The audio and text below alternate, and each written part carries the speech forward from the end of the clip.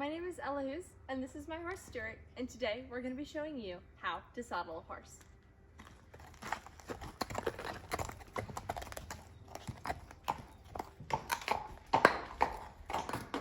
When being around a horse, you want to have a very calm demeanor, such as you would around dogs, babies, and bees. When saddling a horse, there are a lot of different types you can use. Some people prefer English, some Western. Today, I'm going to be showing you how to saddle a horse using a Western saddle. Today, I'm going to be using a brow band bridle, a barrel racing saddle, and a Cowboy American Apparel saddle pad. First, what you're going to want to be doing is taking your saddle pad from underneath your saddle and approaching the horse. Before saddling your horse, you really want to make sure that your horse is brushed off and clean and their feet are cleaned out as well. Without doing this could lead to medical problems and your horse not living its life to the fullest. When using a pad, you want to just simply put it on the back of a horse, making sure that it sits on the withers and is in front of the flank, which looks like a feather. Taking your pad, you're just going to set it on like so. The pad protects the rubbing saddle from the horse's hair, which could lead to skin damage and loss of hair. You want to make sure that you find a pad that works well for the type of your horse, especially if you're competing. Different types of horseback riding require different types of pads. So today I'm just going to be using a basic one. Now, moving on to your saddle, just going to want to take it holding the pommel and the back, and make sure to approach the left side of the horse. When putting on your saddle, you want to use your left leg to push the saddle up while you throw it over. Stand sideways like so. Look at the back of your horse to make sure that your pad is on straight and you're ready to put your saddle on. And one fluid motion, you're going to lift your leg up and throw your saddle like so, just like this. Now, move on to the back of your horse so you can drop your cinch down.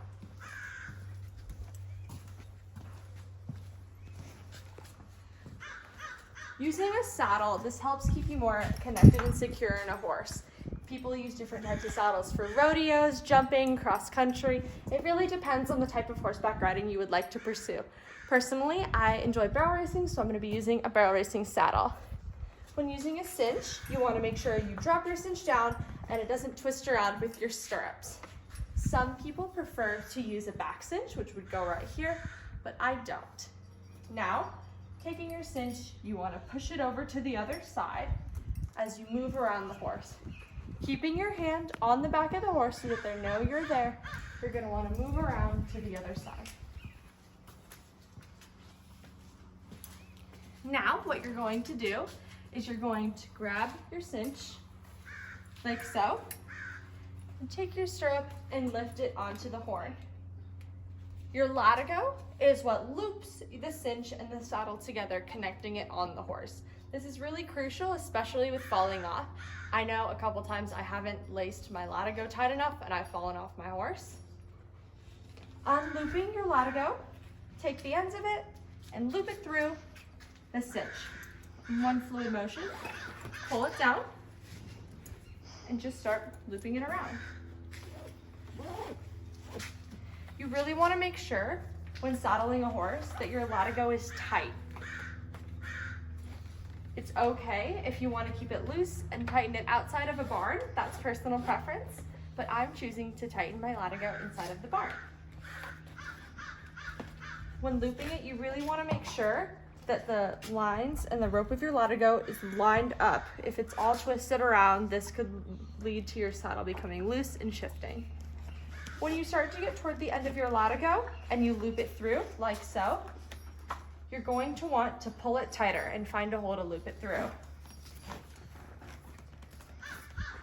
Once you push and loop like this, you're going to want to take one hand and put it underneath here, pull it tight. This locks in the cinch and makes sure that your saddle won't fall off. Taking the end of your latigo, you're going to want to loop it right through the top of your saddle. Dropping your stirrup down Now just look over your saddle and make sure that there's nothing twisted and you're all ready to go for your bridle. Stepping up to the head part of the horse, you want to make sure to keep your bridle and your hands clear. So take your reins, put them just on your elbow, on your shoulder. Take your right hand and lead the horse's neck towards you, almost like you're giving them a hug.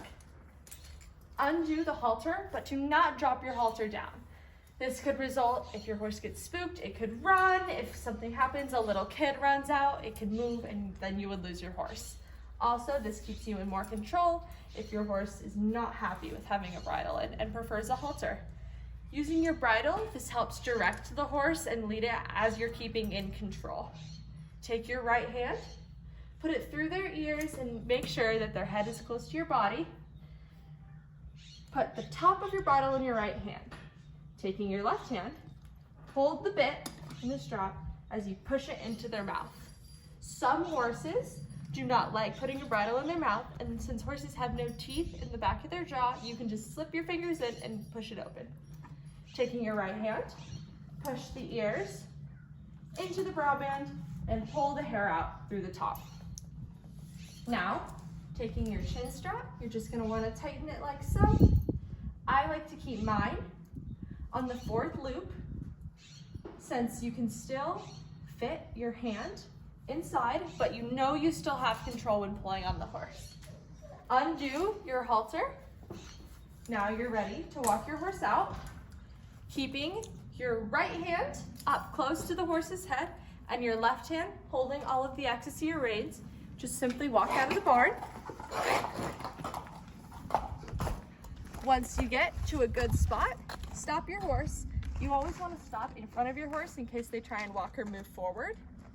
Take your reins, loop them over the horse's neck and around your horn. Now, you're going to want to take your left hand, hold the saddle and the reins in one hand, left leg into your stirrup. You can then adjust your stirrup if it's too short or too long once you get on the horse. Right hand in the back. You're gonna jump, swing your right leg over. 1, 2, 3, jump like this. Swing your right leg over. And there you have it.